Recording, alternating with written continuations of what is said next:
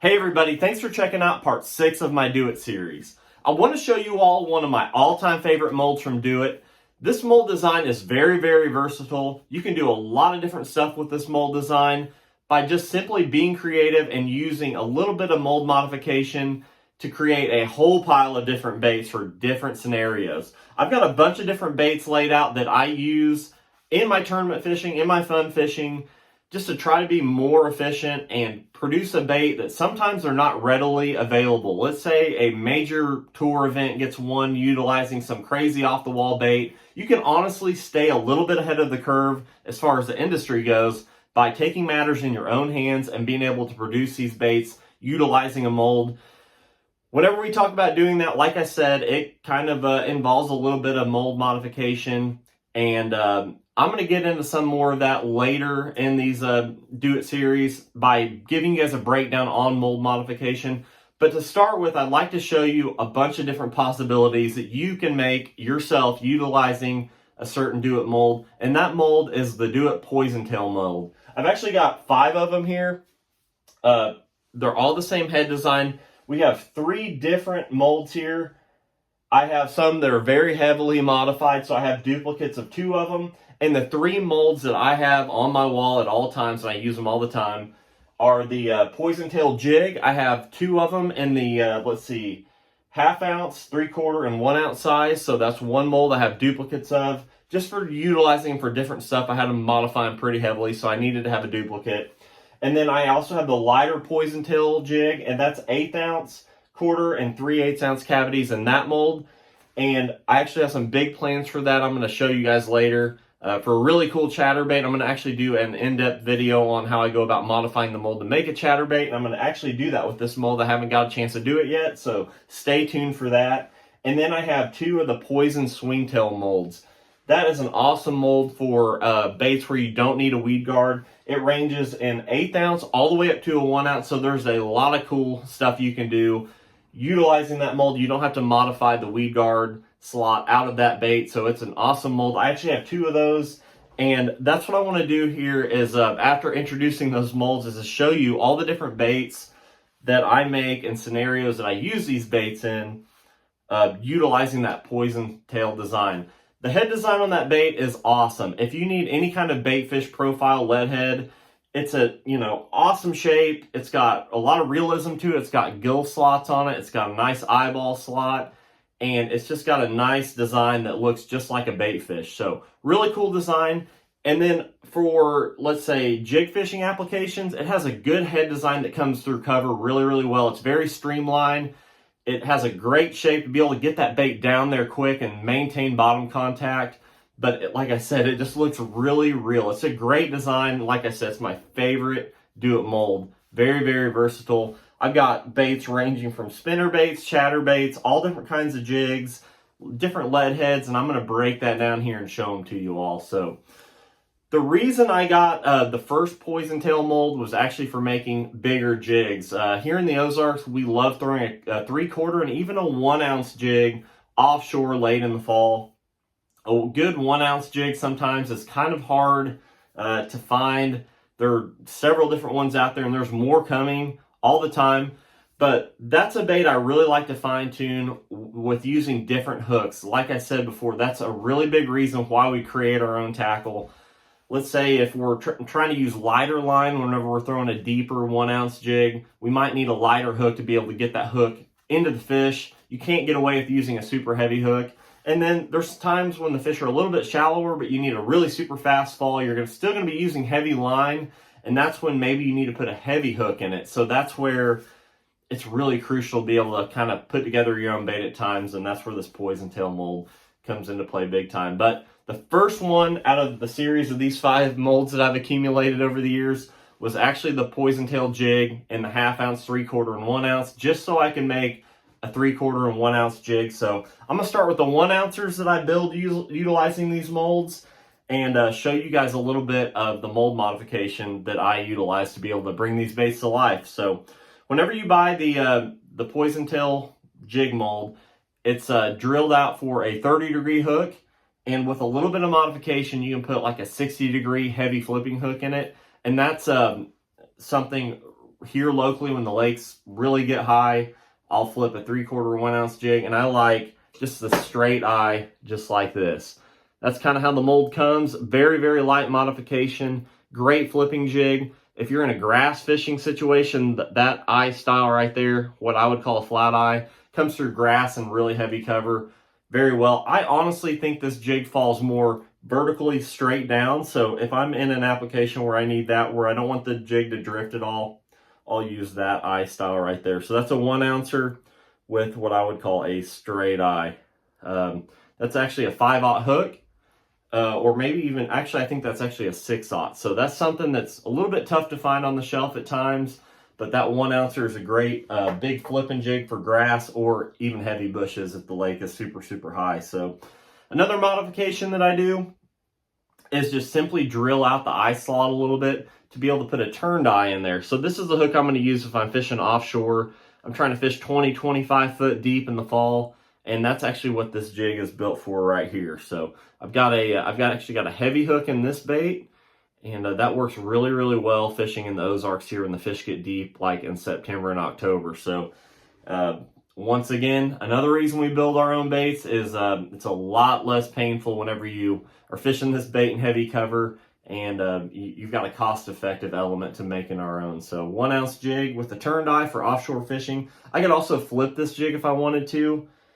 In the same application, but like I said, whenever I'm using a 1 ouncer, I like that straight eye for flipping applications because I'm trying to get speed out of the bait and be able to get it to go straight down the cover and be efficient with it. So here's another jig I built, 1 ouncer with a Victory V-Lock hook. Super cool hook. I can put my own in there. That's good for throwing offshore. I actually put eyeballs in this for a little bit of red flash. I thought that jig looked really, really good. So like I said, I can either flip it, but this jig right here was built for throwing offshore super deep in the fall. Another jig that I can make using the same exact mold is obviously a 3/4 ounce. Same deal here. I've got a straight eye, and this jig right here for flipping heavy bushes or grass. I've got a whole bunch of different ones here. This is a 60-degree turned eye, black and blue for flipping. I've got another 3/4 ouncer with the same hook in it. I actually used this in Texas this year, throwing offshore. It's got a turned eye, comes through brush really, really well. You got a good stout hook for those big fish whenever you're using 20 or 25 pound line fishing in heavy cover. And then these are more for the Ozarks. I actually put it's kind of a prototype hook from Victory. I think it's a 10111. It's kind of a Sproat bend and a little bit lighter wire, able to get a good hook in on them on a long cast or something like that. And this is the same hook in a 4/0 with a round rubber jig for offshore. So kind of a peanut butter and jelly color. I thought that bait looked really, really good. So that's out of the same mold. And then of course it has a 1/2 ounce cavity, and obviously just making a casting jig or a flipping jig with that 1/2 ounce is very, very good. Another notable mention for that mold, as the mold comes, it's drilled out for that flat eye. I've definitely used that 1/2 ounce a lot for making a swim jig. Obviously, they have the lighter version that's, let's see, 3/8, 1/4, and an 1/8. You can make a nice swim jig out of that. I made some 3/8 ounces right here for the Mississippi River. I actually didn't put a weed guard in it, but I saw a video somebody did talking about that style for swim jigs around vegetation. That 30-degree eye right there comes through the cover really well, and that's just a cool head design. Didn't get around to tying these up yet, but that's what that bait was for. It's a 3/8 just for swimming around deeper grass. So that's all out of the same mold. And that's kind of where I get into some of the heavier modification, which is very interesting to me. This is stuff that I built it for a purpose, and it's honestly saved a bunch of money, and I'm able to produce the bait that I need for the situation. I had a tournament on Lake Eufaula in Alabama a couple of years ago, and I was studying old tournaments, and I saw a skirted jig that they were swimming around the heavier cover that had a blade out the bottom of it, just to add some flash, and I was able to put one together here. This is actually a 3/4, utilizing the same mold, and being able to just file out a slot for this wire, and then use a little hardware and like a size 3 blade. I'm able to put a skirt or a big swim bait on this, and it's an awesome bait. It tracks really, really straight. I could cut this weed guard out if I wanted to, but I was throwing this around heavy cover, brush piles, stumps, things of that nature.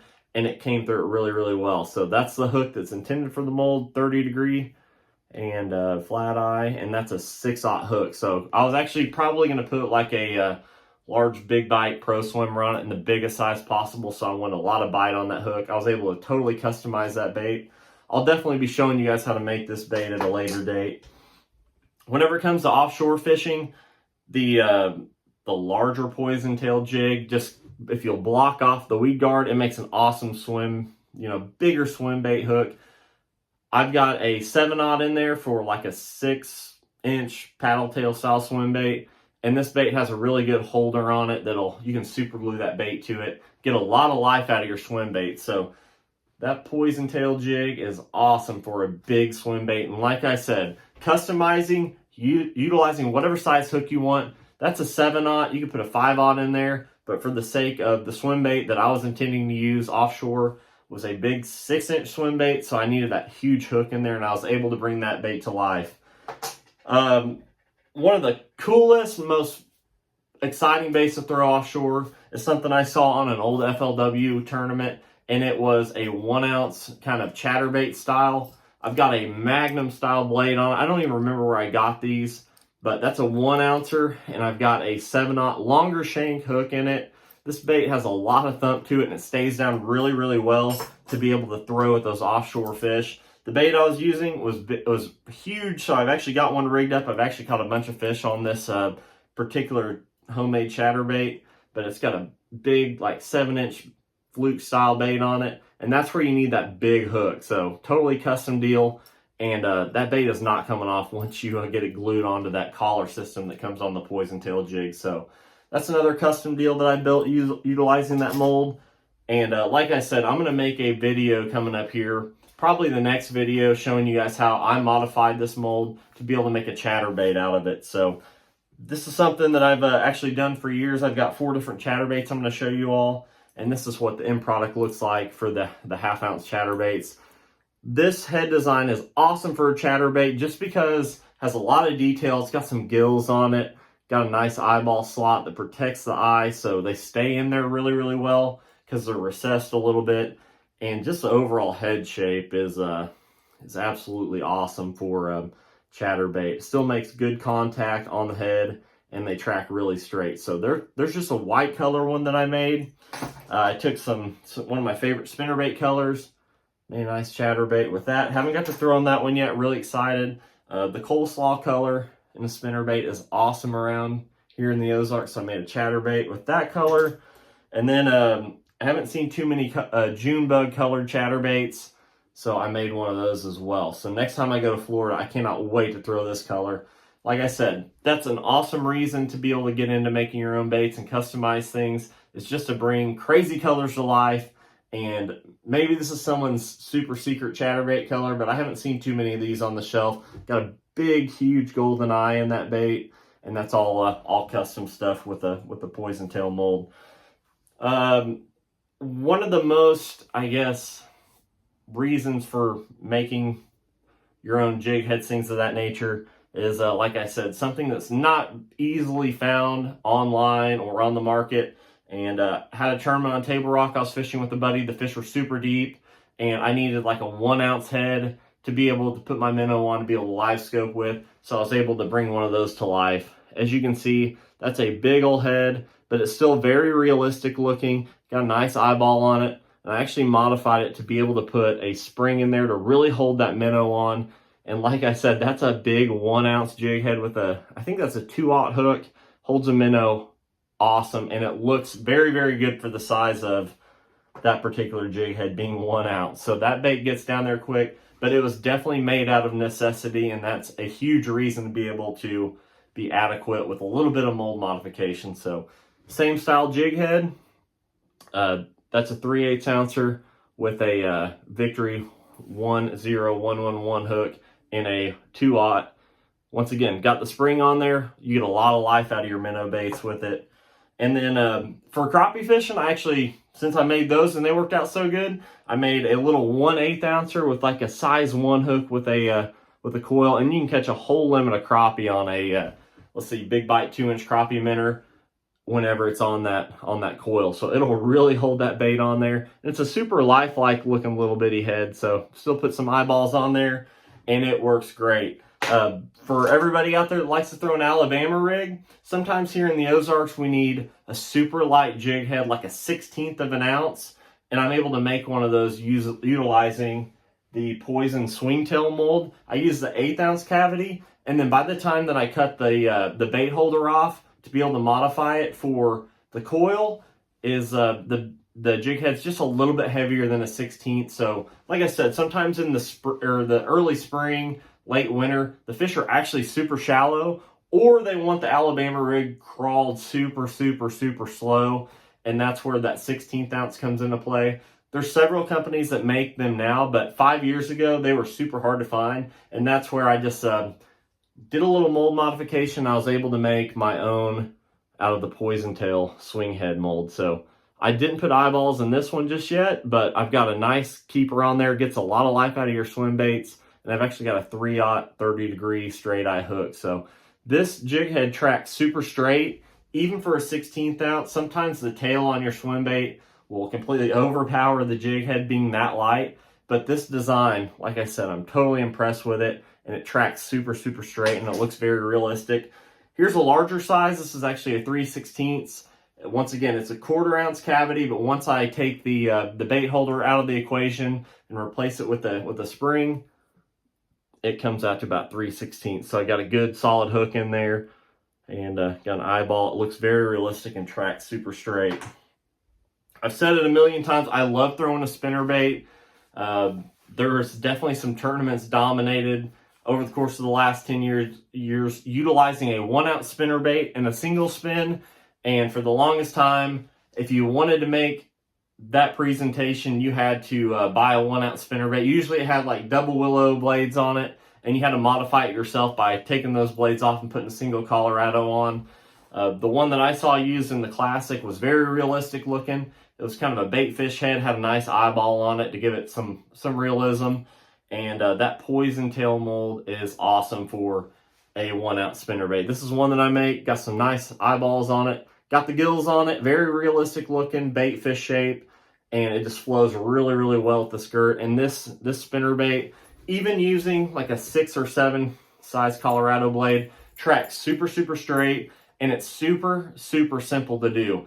Utilizing that Poison Tail jig mold, all you have to do is just put the pin inside the weed guard slot and trim off whatever excess there is. I showed it in a most recent mold modification video that I did. Is you just put a Teflon pin butting right up to the head, and it keeps things super clean and kind of eliminates that weed guard without having to heavily modify the mold where you can't put a weed guard in a bait at a later time. So 1 ounce, 3/4 ounce spinner baits. Definitely been making this bait for a while. I've got the Victory V-Lock hook in it, and I can put whatever size wire that I want to in there.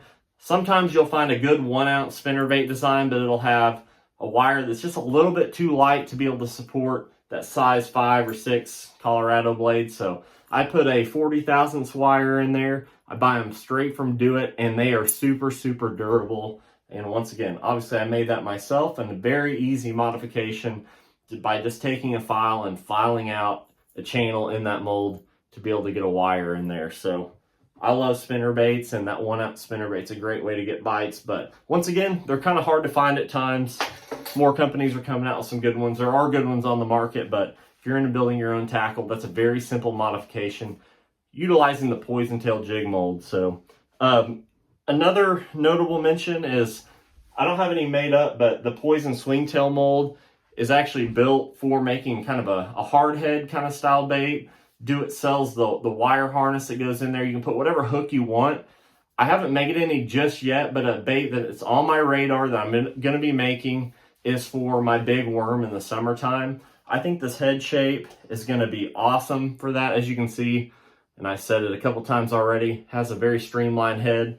That thing's going to come through cover really well, and I can make some large sizes to get that big worm down there quick, maintain bottom contact, and be able to come through a lot of heavy cover very easily. And then I can also change the size of the hook depending on the size of the worm that I like to use. So looking forward to using that the the swing head mold for its actual purpose. Just haven't got around to doing it just yet. And then another bait, I just made a video talking about the weedless walleye mold for a hair jig. That's the jig I made out of that. I haven't got a chance to make any of the poison tail shaped ones, but man, that's going to be a great bait fish shape to make some extra large bucktail jigs for the summertime. So especially in the 1/2 and 3/4 ounce size. And that's the beauty of the poison tail jig. It has a 1 ounce cavity that's awesome as well. So if you're throwing a hair jig super deep or you want a super fast retrieve, that poison tail in the 1 ounce size would be great for throwing a large bucktail to get that bait down there quick and be able to fish it fast, even at a good depth. So I wanted to say the craziest bait that I made with the poison tail mold, and it's just something I wanted to try. I haven't even got to try it yet. I kind of built the bait and it was so pretty I kind of forgot to even try it. And that's a tail spinner. I actually built this bait. You can see it's got the poison tail head on it. And then I did a little JB Weld body with the swivel out of the back. I actually swam this bait around a couple times. It looks awesome, but just to make my point about creativity, that's a tail spinner that I made utilizing that mold. So other than that, the other bait I guess I didn't touch on was a swim jig. You can make a lot of different swim jigs with this head shape, and with the bait fish design, it comes through grass really, really well using that flat eye 30-degree hook. So anything from 1/4 ounce all the way up to a 1/2 ounce, great swim jig, and something that I actually started off with whenever we were talking about swim jigging. So lots of different opportunities for different baits you can make just with a little bit of creativity and just a little bit of mold modification. So nothing too hard. I honestly do a lot of the mold modification with a drill or just a simple flat file. I can make the spinnerbait channel or even for this kind of underspin style jig. Very, very simple. You just gotta have a little creativity to make it happen. So one of my favorite molds of all time just because of its versatility, and that's exactly what we're trying to achieve whenever we're talking about lure building. So like I said, I'm going to make a few more in-depth videos showing some of this mold modification. I don't want to bore you in this video talking about it, so I'll make some specialized videos talking about how I go about, making a spinnerbait out of this, how I go about lining the wire up, especially the chatterbait. This is something that I just had a wild idea for, and it worked out really well, so that'll be coming up very soon. I'm going to show you guys how to rig up the poison tail mold to make a 3/8 ounce chatterbait. So stay tuned for all that. As always, I really appreciate you all watching. Please hit subscribe if you haven't already, and definitely drop me a comment. Let me know what you guys think. Let me know some of the crazy ideas you all have. And as always, I appreciate you watching. Thank you so much.